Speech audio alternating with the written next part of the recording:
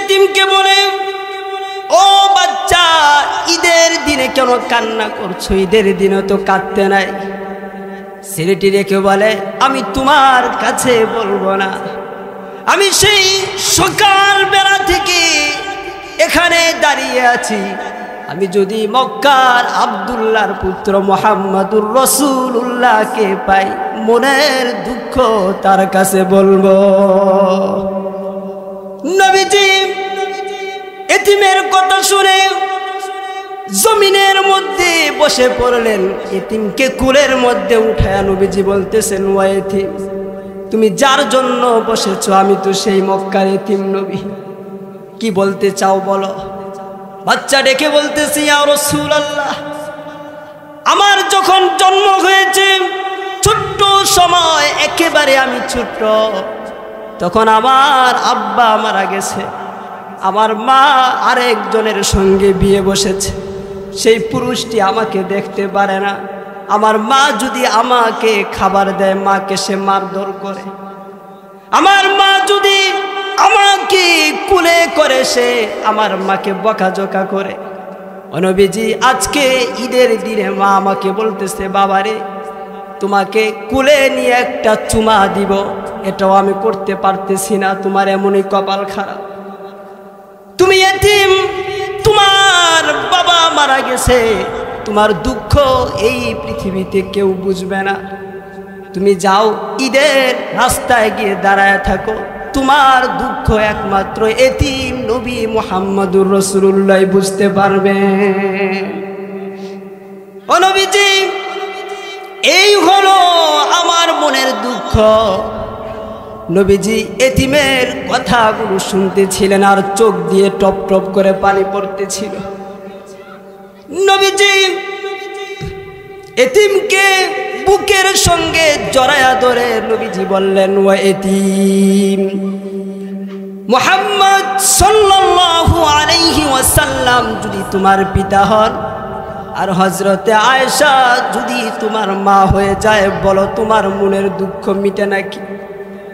ছেলে ডুকরে কেঁদে উঠল আর বলল, ইয়া রাসূলুল্লাহ, ইয়া হাবিবাল্লাহ, মুহাম্মদ সাল্লাল্লাহু আলাইহি ওয়াসাল্লাম যদি আমার পিতা হন আর হযরতে আয়েশা যদি আমার মা হয়ে যায়, এর থেকে বড় সৌভাগ্যের আর তো কিছুই হতে পারে না। নবীজি এতিমকে বাড়ি নিয়ে গিয়ে হযরতে আয়েশার হাতে তুলে দিয়ে বললেন, আয়েশা রে, পবিত্র ঈদের দিনে আল্লাহ রব্বুল আলামিন তোমার জন্য একটা উপহার পাঠিয়েছে। আমার ভাইরা, নবীজি এতিমের জন্য রহমত ছিলেন। আল্লাহর নবী তামাম পৃথিবীর মানুষদেরকে জানায় দিয়েছেন, আনা ওয়া কাফিলুল ইয়াতীমি ফিল জান্নাতি হাকাযা ওয়া ক্বালা বিইসবা। হযরতে আদম আলাইহিস সালামের ইজ্জত, সম্মান, মর্যাদা বাড়ানোর জন্য ওনার উপাধি দিয়েছেন সফিউল্লাহ। সফিউল্লাহ অর্থ হচ্ছে আল্লাহর নির্বাচিত বান্দা। আল্লাহ যেহেতু হযরতে আদমকে পৃথিবীতে সর্বপ্রথম পাঠাবেন, নির্বাচন করেছেন, এজন্য আল্লাহ আদমের মর্যাদা বাড়ানোর জন্য আদম আলাইহিস সালামের উপাধি দিয়েছেন সফিউল্লাহ। সাহাবী বলতেছেন, ইয়া রাসূলুল্লাহ, এরপরে আল্লাহ রাব্বুল আলামিন ইব্রাহিম আলাইহিস সালামের মর্যাদা বাড়ানোর জন্য ওনার উপাধি দিয়েছেন খলিলুল্লাহ। খলিলুল্লাহ অর্থ হচ্ছে আল্লাহর বন্ধু। সাহাবী এরপরে বলতেছেন, ইয়া রাসূলুল্লাহ, হযরতে মূসা আলাইহিস সালামের সম্মান মর্যাদা বাড়ানোর জন্য ওনার উপাধি দিয়েছেন কালিমুল্লাহ। কালিমুল্লাহ এমন নবীকে বলা হয় যিনি আল্লাহ রব্বুল আলামিনের সঙ্গে ডাইরেক্ট কথা বলেছেন। হযরতে মূসা আলাইহিস সালামের সম্মান মর্যাদা বাড়ানোর জন্য আল্লাহ ওনার উপাধি দিয়েছেন কালিমুল্লাহ। হযরতে ঈসা আলাইহিস সালামের ব্যাপারে ওই সাহাবী বলতেছেন, ইয়া রাসূলুল্লাহ, হযরতে ঈসা আলাইহিস সালামের মর্যাদা বাড়ানোর জন্য আল্লাহ ওনার উপাধি দিয়েছেন রূহুল্লাহ। রূহুল্লাহ অর্থ হচ্ছে আল্লাহর দেয়া বিশেষ এক রূহ। আপনারা জানেন হযরতে ঈসা আলাইহিস সালাম পিতা ছাড়া শুধুমাত্র মায়ের মাধ্যমে পৃথিবীতে এসেছেন, ঠিক কিনা? এজন্য আল্লাহ রাব্বুল আলামিন ঈসা আলাইহিস সালামের সম্মান মর্যাদা বাড়ানোর জন্য ওনার উপাধি দিয়েছেন রূহুল্লাহ, আল্লাহর দেয়া বিশেষ এক রূহ। সাহাবী এবার বলতেছেন, ইয়া রাসূলুল্লাহ, ইয়া হাবিবাল্লাহ, নবী গো, হযরতে আদম আলাইহিস সালামের সম্মান মর্যাদা বাড়ানোর জন্য আল্লাহ রাব্বুল আলামিন উনার উপাধি দিয়েছেন সফিউল্লাহ। ইব্রাহিম আলাইহিস সালামের সম্মান মর্যাদা বাড়ানোর জন্য উনার উপাধি দিয়েছেন খলিলুল্লাহ। হযরতে মূসা আলাইহিস সালামের সম্মান মর্যাদা বাড়ানোর জন্য উনার উপাধি দিয়েছেন কালিমুল্লাহ। ঈসা আলাইহিস সালামের মর্যাদা বাড়ানোর জন্য উনার উপাধি দিয়েছেন রূহুল্লাহ। ওগো নবীজি, আপনি তো শ্রেষ্ঠ নবী, আল্লাহর পরে আপনার সম্মান মর্যাদা।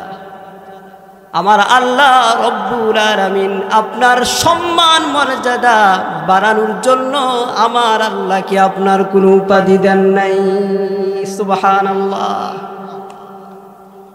নবীজি সাহাবীর কথা শুনে খুশি হয়ে গেলেন আর মুচকি হেসে বললেন, সাহাবীরে আমার, আল্লাহর সঙ্গে যে আমার এক গভীর বন্ধুত্ব রয়েছে, সম্পর্ক রয়েছে, এজন্য আমার আল্লাহ আমার মর্যাদা বাড়ানোর জন্য, আমার সম্মান বাড়ানোর জন্য আমার উপাধি দিয়েছেন হাবিবুল্লাহ। আল্লাহু আকবার।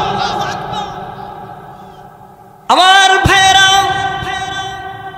হাবিবুল্লাহ অর্থ হচ্ছে আল্লাহর বন্ধু, আর ওই দিক দিয়ে খলিলুল্লাহ অর্থ হচ্ছে আল্লাহর বন্ধু। এই দুই বন্ধুর মধ্যে আসমান জমিন ব্যবধান রয়েছে। খলিলুল্লাহ এমন বন্ধু কে বলা হয় যিনি আল্লাহর ভালোবাসা পাওয়ার জন্য নিজের সন্তানকে পর্যন্ত কুরবানি করেছেন, ঠিক কিনা বলুন?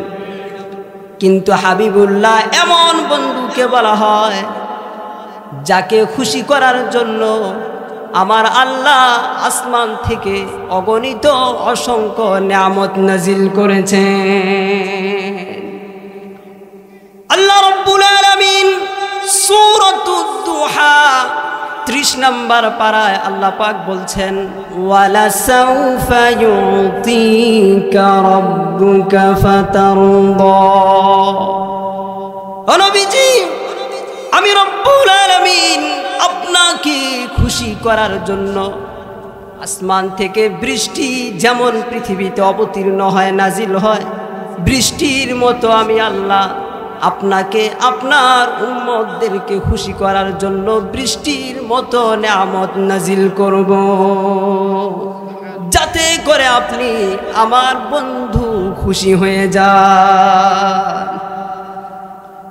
আল্লাহ রাব্বুল আলামিন নবীজির মর্যাদা বাড়াতে গিয়ে পবিত্র কোরআনুল কারীম খুলে দেখুন।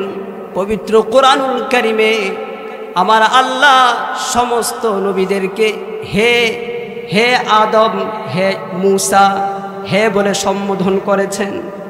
কিন্তু কোরআনুল কারীমে এমন একটি আয়াত খুঁজে পাওয়া যাবে না যেখানে আমার আল্লাহ নবীজিকে হে মুহাম্মদ বলে সম্বোধন করেছেন।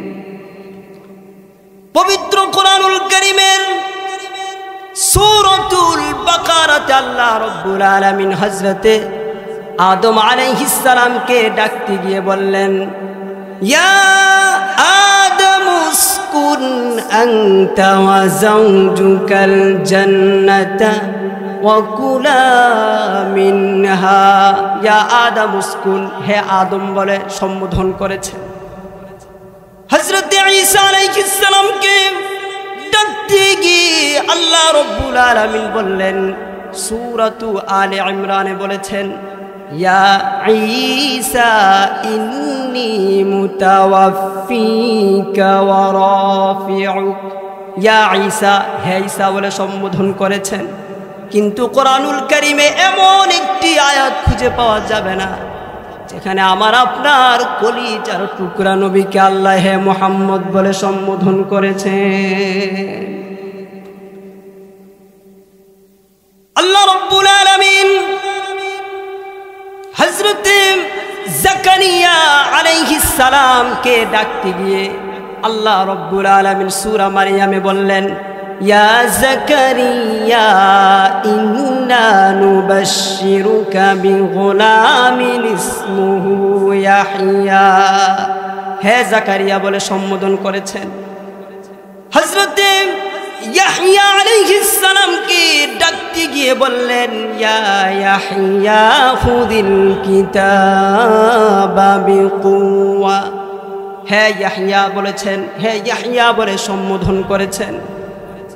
হযরত মূসা আলাইহিস সালামকে আল্লাহ রাব্বুল আলামিন ডাকতে গিয়ে বললেন, ইয়া মূসা ইন্নী আনা রাব্বুকা ফাখলা'ন আলাইক। হে মূসা বলে সম্বোধন করেছেন। হযরত ইব্রাহিম আলাইহিস সালামকে আল্লাহ ডাকতে গিয়ে পবিত্র কোরআনুল কারীমে সূরাতুস সাফফাতের মধ্যে আল্লাহ বলেছেন, ওয়ানাদাইনাহু আইয়া ইব্রাহিম, আইয়া ইব্রাহিম, হে ইব্রাহিম বলে সম্বোধন করেছেন। হযরত দাউদ আলাইহিস সালামকে ডাকতে গিয়ে আল্লাহ রাব্বুল আলামিন পবিত্র কোরআনুল কারীমের সূরাতুস সাদে বলেছেন, ইয়া দাউদ ইন্না জাআলনাকা খলিফাতান ফিল আরদ।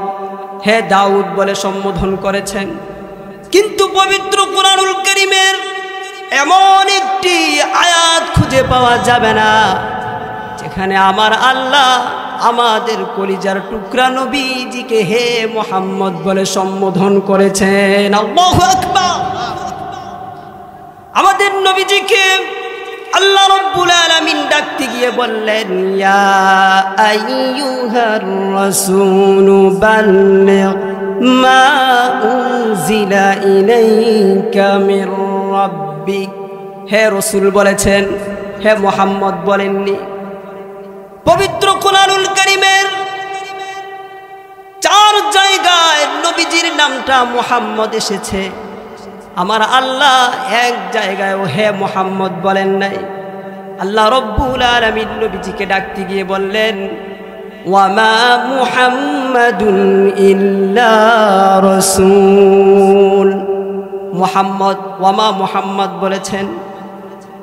2 নম্বর আয়াত সূরাতুল আহজাবে আল্লাহ রাব্বুল আলামিন নবীজিকে ডাকতে গিয়ে বললেন, মা কানা মুহাম্মাদুন আবা আহাদিম মির রিজালিকুম ওয়ালাকির রাসূলুল্লাহি ওয়া খাতামান নাবিয়্যিন। মা কানা মুহাম্মদ বলেছেন। 3 নম্বর আয়াত সূরা মুহাম্মদ সাল্লাল্লাহু আলাইহি ওয়াসাল্লাম পড়েন। সূরাতু মুহাম্মদ নবীর নামে একটা সূরা আছে। এই সূরার মধ্যে আল্লাহ নবীজিকে ডাকতে গিয়ে বললেন, ওয়াল্লাযীনা আমানু ওয়া আমিলুস সালিহাতি ওয়া আমানু বিমা নুজিলা আলা মুহাম্মদ। বিমা নুজিলা আলা মুহাম্মদ বলেছেন। শেষ আয়াত সূরাতুল ফাতহের 4 নম্বর হলো আল্লাহ রাব্বুল আলামিন সূরাতুল ফাতহে নবীজিকে ডাকতে গিয়ে বললেন, মুহাম্মাদুর রাসূলুল্লাহ। মুহাম্মাদুর রাসূলুল্লাহ বলেছেন। পবিত্র কোরআনুল কারীমের এমন একটি আয়াত খুঁজে পাওয়া যাবে না যেখানে আমার আল্লাহ নবীজিকে হে মুহাম্মদ বলে সম্বোধন করেছেন। আমার আল্লাহ নবীজির নামটা আদবের সাথে কোরআনুল কারীমে নিয়ে তাম পৃথিবীর মানুষদেরকে জানায় দিয়েছেন, ও পৃথিবীর মানুষেরা, আমার নবীর সম্মান মর্যাদা আমি আল্লাহ যেমন বাড়িয়ে দিয়েছি, তোমরাও আমার নবীর সম্মান মর্যাদা বাড়িয়ে দাও। আমার ভাইয়েরা, নবীজির সম্মান মর্যাদা নষ্ট করার জন্য কাফের বেঈমানেরা অনেক চেষ্টা করেছিল, ঠিক কিনা বলো? নবীজির সম্মানকে নষ্ট করার জন্য কাফেররা অনেক চেষ্টা করেছে। তারা কি পেরেছে? পারে নাই। এই যুগেও কিছু নব্য ইহুদি কাফের বেঈমান আমার আপনার কলিজার টুকরা নবীর ইজ্জত সম্মান মর্যাদা নষ্ট করার জন্য চেষ্টা করতেছে, ঠিক কিনা বলো? আমরা স্পষ্ট করে বলে দেই, নবীর যুগে আবু জাহেল, আবু লাহাব যে বেঈমান কাফেররা নবীর ইজ্জত সম্মান মর্যাদা নষ্ট করতে পারে নাই। আল্লাহর কসম করে বলি, এই যুগেও কোন নব্য ইহুদি কাফের বেঈমান আমার আপনার কলিজার টুকরা নবীজির ইজ্জত সম্মান মর্যাদা কিয়ামত পর্যন্ত কেউ নষ্ট করতে পারবে না, কেউ নষ্ট করতে পারবে না, ঠিক কিনা বলো?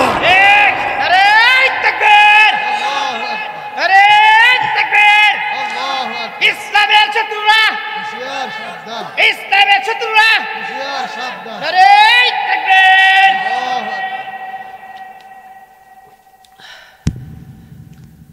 আমার ভাইরা, কাফের বেঈমানেরা নবীজির ইজ্জত নষ্ট করার জন্য কখনো নবীজিকে পাগল বলেছে তারা, ঠিক কিনা বল?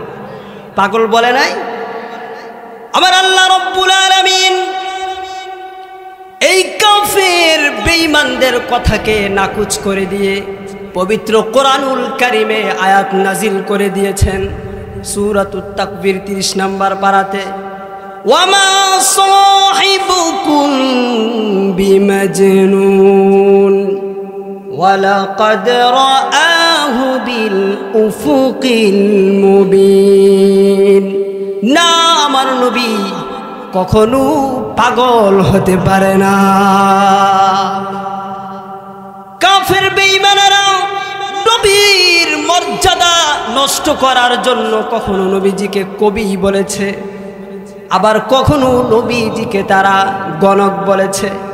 আমার আল্লাহ তাদের এই কথাগুলোকে নাকুচ করে দিয়ে পবিত্র কোরআনুল কারীমে আয়াত নাজিল করে দিয়ে জানায় দিয়েছেন, ওয়ামা হুয়া বিকাউলি শাইরিন কলিলাম মা তুমিনুন ওয়ালা বিকাউলি কাহিনিন কলিলাম মা তাযাক্কারুন। আল্লাহু আকবার। কাফের বেঈমানেরা নবীজিকে কবি বলেছে, নবীজিকে গণক বলেছে।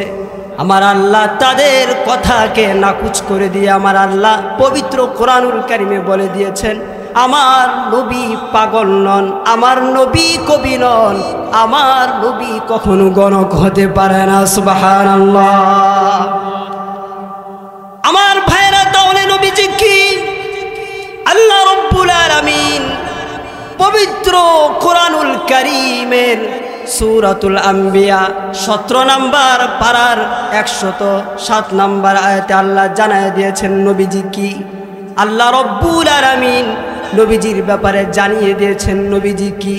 আল্লাহ পাক বলেন, ওয়ামা আরসালনাকা ইল্লা রাহমাতাল লিল আলামিন। সবাই পড়ুন, ওয়ামা আরসালনাকা ইল্লা রাহমাতাল লিল আলামিন।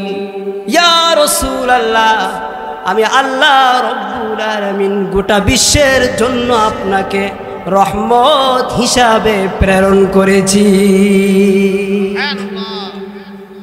আমার ভাইরা, নবীজি কেমন রহমত ছিলেন? নবীজি এতিমের জন্য রহমত ছিলেন। এই পৃথিবীতে সবচাইতে কম দামি মানুষ হলো এতিমেরা, ঠিক কিনা বলো? আমার নবীজি এতিমের জন্য রহমত ছিলেন। একবার নবীজি ঈদের দিনে ঈদের দিকে নামাজ পড়ার জন্য যাচ্ছেন, পথিমধ্যে দেখেন একটা বাচ্চা ছেলে কান্না করতেছে।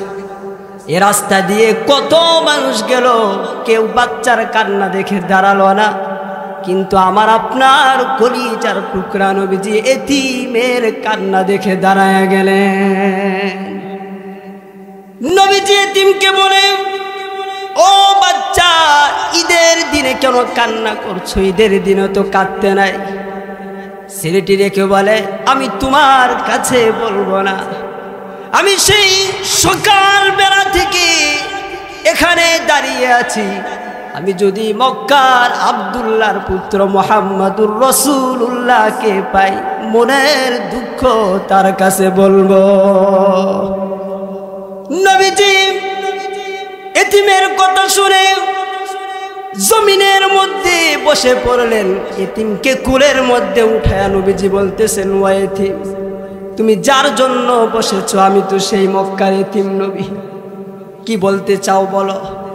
বাচ্চা ডেকে বলতেছে, ইয়া রাসূলুল্লাহ, আমার যখন জন্ম হয়েছে ছোট্ট সময়, একেবারে আমি ছোট্ট, তখন আমার আব্বা মারা গেছে, আমার মা আরেকজনের সঙ্গে বিয়ে বসেছে, সেই পুরুষটি আমাকে দেখতে পারে না, আমার মা যদি আমাকে খাবার দেয় মাকে সে মারধর করে, আমার মা যদি আমাকে কুলে করে সে আমার মাকে বকাঝকা করে।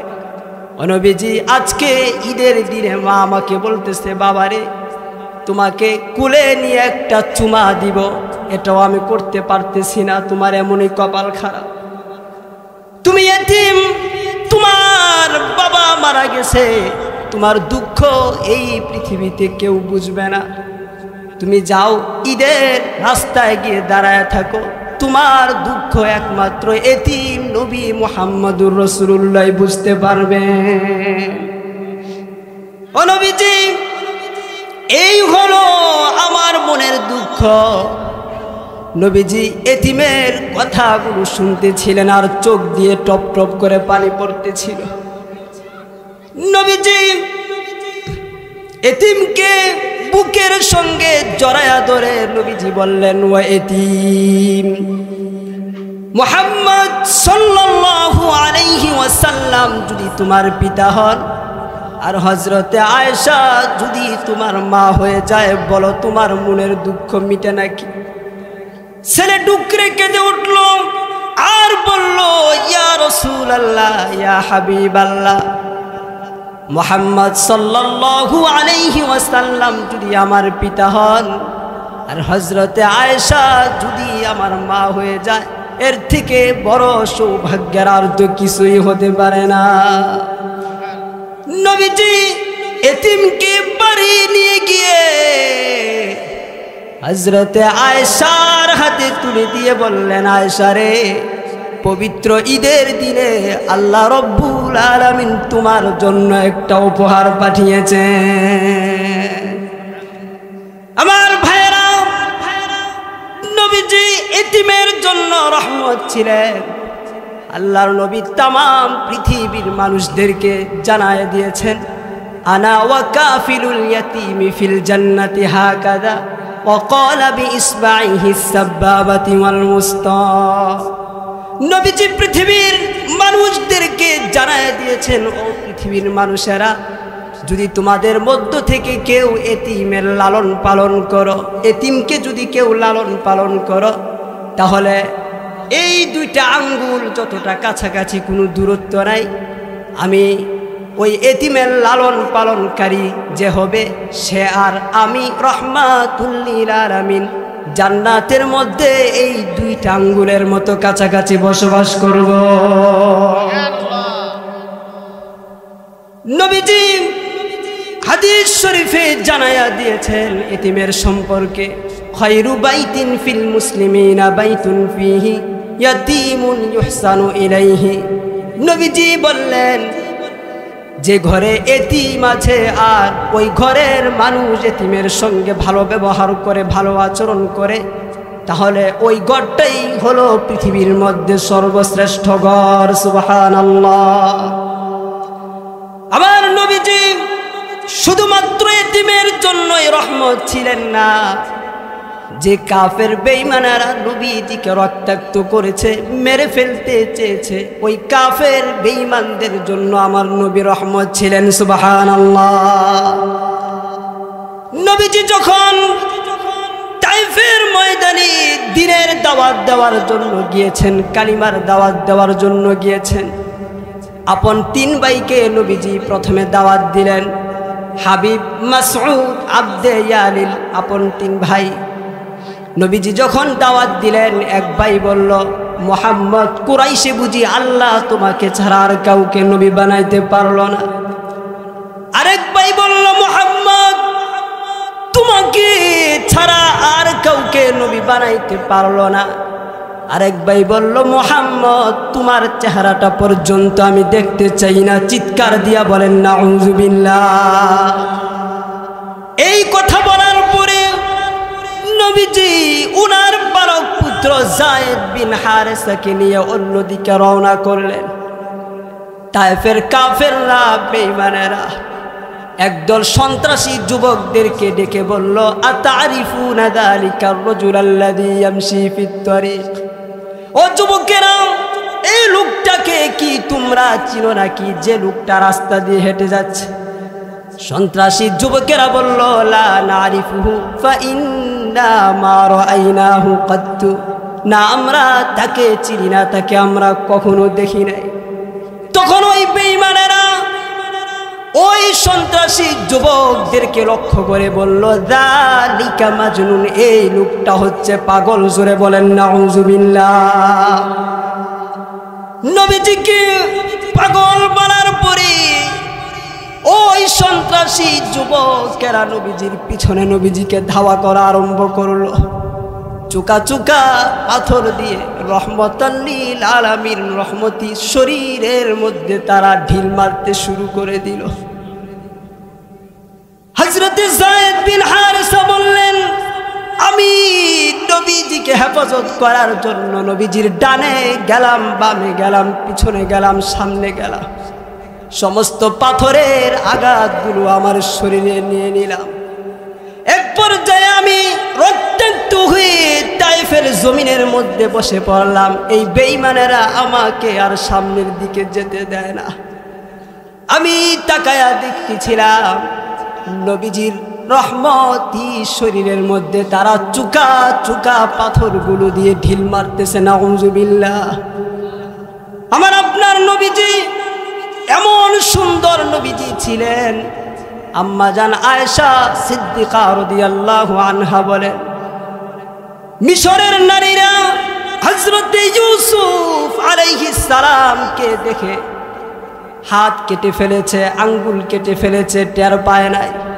আর আমার স্বামী রহমাতুল লিল আলামিন নবীজিকে যদি তারা দেখতে পাইতো, হাত কাটতে কাটতে কলিজা কেটে ফেলতো, টের পাইতো না। এমন শরীর ছিল, এমন রহমতি শরীর ছিল, যে শরীরে আমার আল্লাহ মশা মাছিকে বসা হারাম করে দিয়েছিলেন। ওই বেঈমানেরা নবীজির শরীর মুবারকে চুকা চুকা পাথর দিয়ে তারা ঢিল মারতে শুরু করে দিয়েছে। আঘাতে আঘাতে এক পর্যায়ে নবীজি বেহুশ হয়ে তায়েফের জমিনে পড়ে যায়। একদল যুবক গিয়ে নবীজির ডান হাতটা ধরে নবীজিকে এইভাবে দাঁড়া করায়।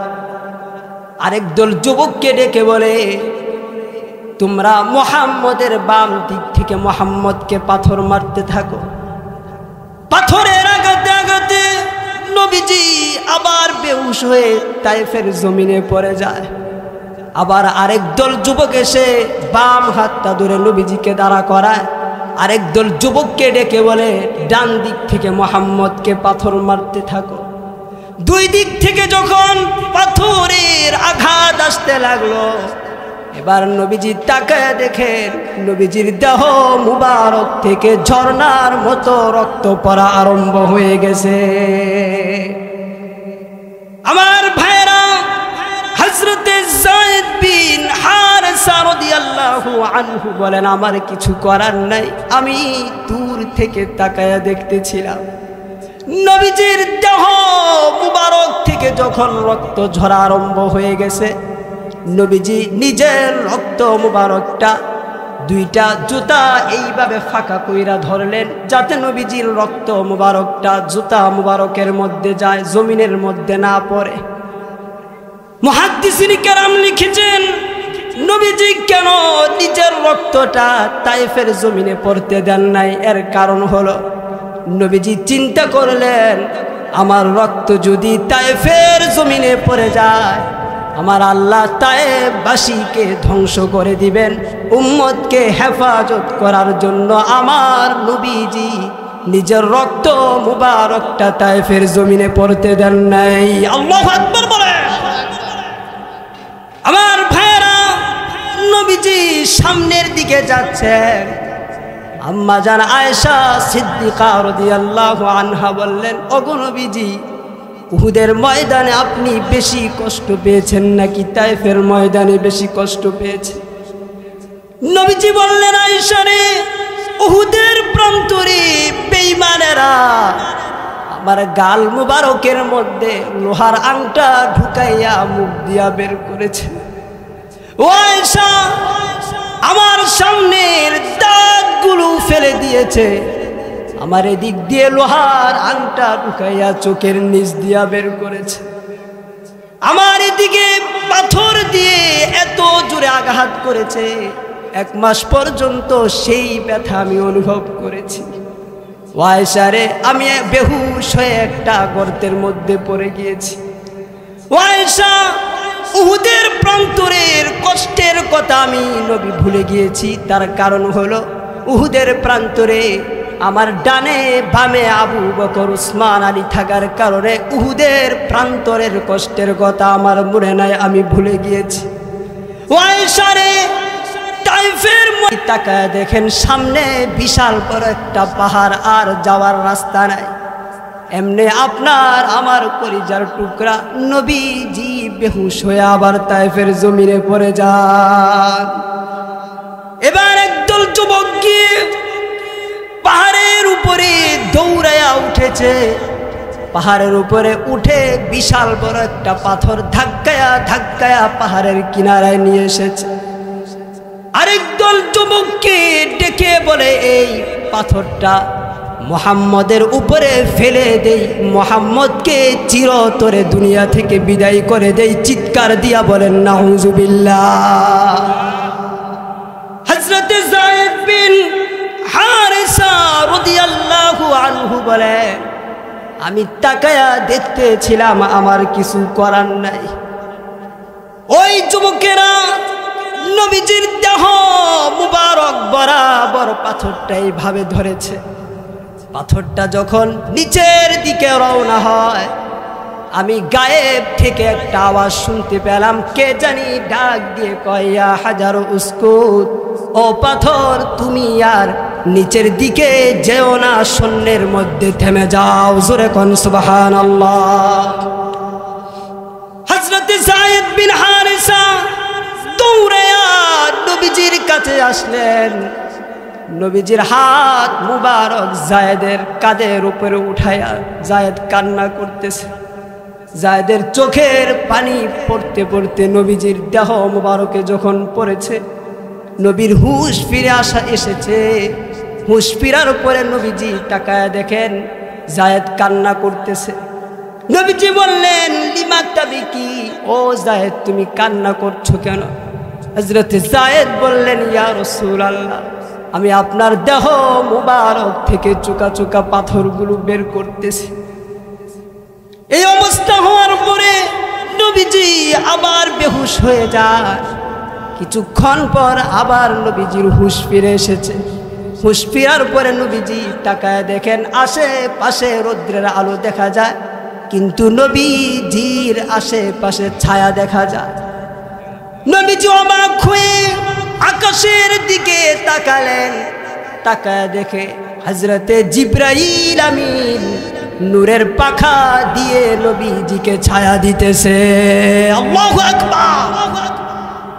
নবীজি অবাক হয়ে হযরতে জিবরাইলকে বললেন, ও জিবরাইল, এই সময় তুমি কেন এখানে এসেছো? কোরআনের কোনো আয়াত নিয়ে এসেছো নাকি? হযরত জিবরাইল বললেন, ইয়া রাসূলুল্লাহ, না, নবীজি তাকায় দেখেন জিবরাইলের সঙ্গে আরেকজন ফেরেশতা। নবীজি বললেন, ও জিবরাইল, এই ফেরেশতা আবার কে? জিবরাইল বলল, ইয়া রাসূলুল্লাহ, এই ফেরেশতা তায়েফের পাহাড়ের দায়িত্বে নিয়োজিত ফেরেশতা। নবীজি বললেন, ও ফেরেশতা, তুমি কেন এসেছো? ফেরেশতা বলল, ইয়া রাসূলুল্লাহ, আমি আপনার হুকুম পালন করার জন্য এসেছি। ওগো নবীজি, তায়েফবাসী আপনার সাথে যে একটা আচরণ আজকে করেছে, আপনি যদি হুকুম করেন আমাকে, তাহলে ওই পাহাড় দিয়ে চাপা দিয়ে তায়েফবাসীকে জনমের মতো বিদায় করে দিব। নবীজি ওই ফেরেশতাকে ডেকে বললেন, ফেরেশতা, আমি যদি হুকুম করি আর তুমি যদি তায়েফবাসীকে ধ্বংস করে দাও, তাহলে বলো আমি কেন এই পৃথিবীতে আসলাম আর আমি কার কাছে পৌঁছাবো? লা ইলাহা ইল্লাল্লাহু মুহাম্মাদুর রাসূলুল্লাহ সাল্লাল্লাহু আলাইহি ওয়াসাল্লাম। নবীজি সঙ্গে সঙ্গে সেজদায় পড়ে গেলেন। সেজদায় গিয়ে চিৎকার দিয়ে আল্লাহকে ডেকে বললেন, ও আল্লাহ, আমার এই উম্মতেরা তায়েফবাসী বুঝতে পারে নাই, চিনতে পারে নাই আমি যে তোমার নবী। ও আল্লাহ, এজন্য তায়েফবাসীকে তুমি ধ্বংস করে দিও না, বরং এর বিনিময়ে তায়েফবাসীকে তুমি হেদায়েত নসিব করে দাও। আমার ভাইরা, রাহমাতুল লিল আলামিন নবীজি কাকে বলেন দেখুন। উম্মতেরা মেরেছে, নবীজি বদদুয়া দেননি। আবার কিয়ামতের কঠিন ময়দানে সেজদায় পড়ে উম্মতি উম্মতি বলে কাঁদতে থাকবেন। সেজদায় পড়ে নবীজি কিয়ামতের ময়দানে উম্মতি উম্মতি বলে কাঁদতে থাকবে। আল্লাহ পাক ডাক দিয়ে বলবেন, ওগো নবীজি, ৬৩ বছর দুনিয়াতে আপনি কেঁদেছেন, আমি আল্লাহ সকলের কান্না সহ্য করতে পারলেও আপনি আমার বন্ধু, আপনার কান্না আমি আল্লাহ সহ্য করতে পারি না। ও নবীজি, ইরফা রাসাকা, আপনি আপনার মাথা উঠান। ইশফা তুশাফা, আপনি সুপারিশ করুন, আমি আল্লাহ আজকে আপনার সমস্ত সুপারিশ কবুল করে নিব। আমার ভাইরা, যে নবীজি উহুদের ময়দানে মার খেয়েছেন, উম্মতকে বদদুয়া দেননি। তায়েফের ময়দানে মার খেয়েছেন, উম্মতকে বদদুয়া দেননি। কিয়ামতের মাঠে উম্মতের জন্য সেজদায় পড়ে কাঁদতে থাকবে। ওই নবীজির আদর্শ মানার দরকার আছে না নাই? ওই নবীজির আদর্শ হলো 5 ওয়াক্ত নামাজ জামাতের সাথে আদায় করা, মা বোনেরা পর্দায় থাকা, পর্দার ভিতরে থেকে থেকে আল্লাহর ইবাদত বন্দেগী করা, ঠিক কিনা বলো? ওই নবীজির আদর্শ হলো সুদ না খাওয়া, ঘুষ না খাওয়া, হালাল খাওয়া। আমার ভাইয়েরা, শুধু নবীজিকে ভালোবাসি দাবি করলেই হবে না, নামাজ জীবনে কায়েম করতে হবে। নামাজ জীবনে কায়েম করতে রাজি আছেন কারা কারা? দুহাত দেখতে চাই, হাত নামাবেন না আমার ভাইয়েরা। সবাই আমার সাথে ওয়াদা করুন, হায় আল্লাহ, আর জীবনে মৃত্যু পর্যন্ত শরীয়তের উজুর ছাড়া নামাজ পরিত্যাগ করব না। হায় আল্লাহ, আমাদের ওয়াদাকে তুমি কবুল করে নাও। সকলে বলুন আমিন। হাত নামান আমার ভাইয়েরা। সর্বশেষ একটি কথা আমি বলে দিতে চাই, আজকের এই মাহফিলটা হচ্ছে যুব সমাজের উদ্যোগে মাহফিল। আমার যুবক ভাইয়েরা অক্লান্ত পরিশ্রম করে গত বছরে মাহফিলটা দিয়েছেন, এইবারও মাহফিলটা দিয়েছেন। আমার যুবক ভাইদেরকে আমি আহ্বান করব, ও আমার যুবক ভাইয়েরা, আপনারা নবীজির আশেক হয়ে মাহফিল দিচ্ছেন, আপনাদেরকে দাওয়াত দিয়ে যায় নবীর আশেক হয়ে নবীর আদর্শ দাড়িটা আপনারা রাখতে রাজি আছেন তো ইনশাআল্লাহ? আমার ভাইয়েরা, নবীজির আদর্শ দাড়িটা আপনারা রেখে দেন। রাসূল সাল্লাল্লাহু আলাইহি ওয়াসাল্লাম যুবকদেরকে খুব ভালোবাসতেন, খুব মোহাব্বত করতেন। একবার নবীজি এক মজলিসে বয়ান করতেছিলেন, অনেক মানুষ জায়গা হচ্ছিল না। এক যুবক সাহাবী, তার নাম হলো হযরতে জারির রাদিয়াল্লাহু আনহু, তিনি জায়গা পাচ্ছেন না, দাঁড়িয়ে আছেন।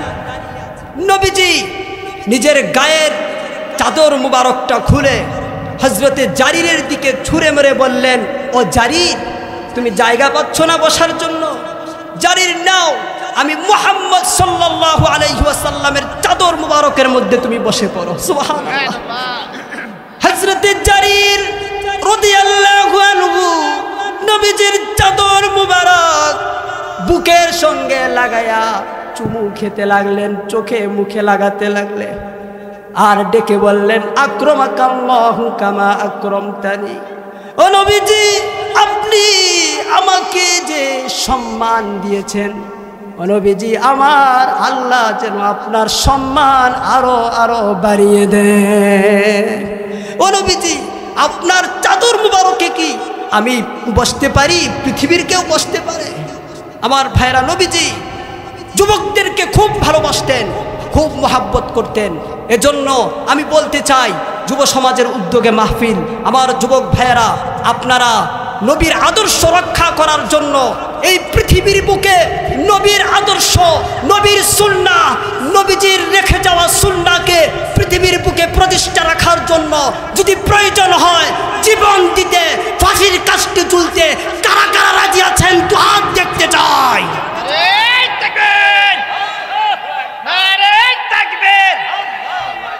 আল কোরআনের পথ, আল কোরআনের আলো আর হাদিসের আলো, ইসলামের শত্রুরা নারে তাকবীর।